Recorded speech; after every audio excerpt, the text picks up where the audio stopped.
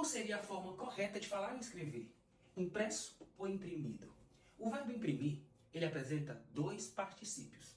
É o que nós chamamos de verbo abundante. São verbos que apresentam mais de uma forma de conjugação. Mas quando e como utilizar?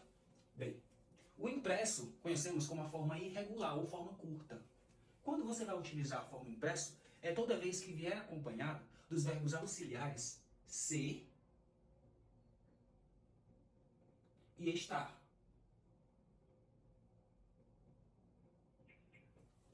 Você vai utilizar a forma longa ou o particípio regular quando os verbos auxiliares que vierem forem os verbos ter e haver.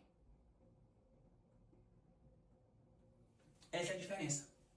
Vamos ver aqui alguns exemplos.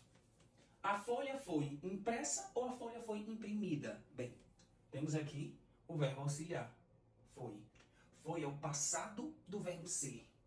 Por isso, como o verbo auxiliar é o verbo ser, a forma que eu vou utilizar é a forma curta. Portanto, a folha foi impressa.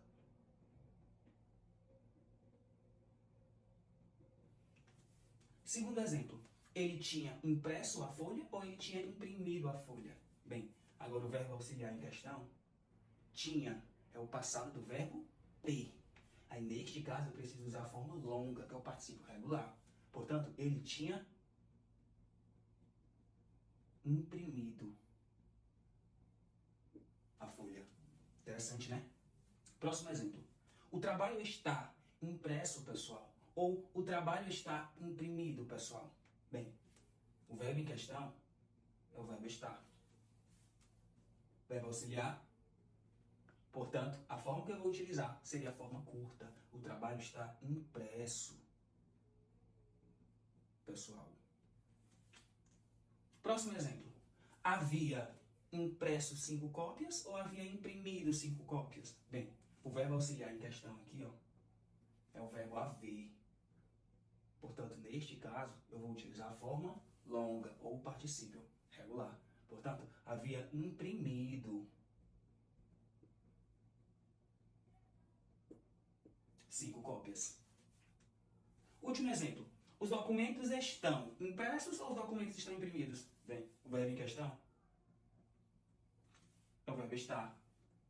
Portanto, se o verbo auxiliar é o verbo estar, a forma que eu vou utilizar é a forma curta, ou particípio irregular. Portanto, os documentos estão impressos. Notou a diferença? O verbo imprimir apresenta dois particípios, um irregular e um regular. O particípio irregular é a forma curta, e ele vai vir sempre acompanhado dos verbos auxiliares ser ou estar.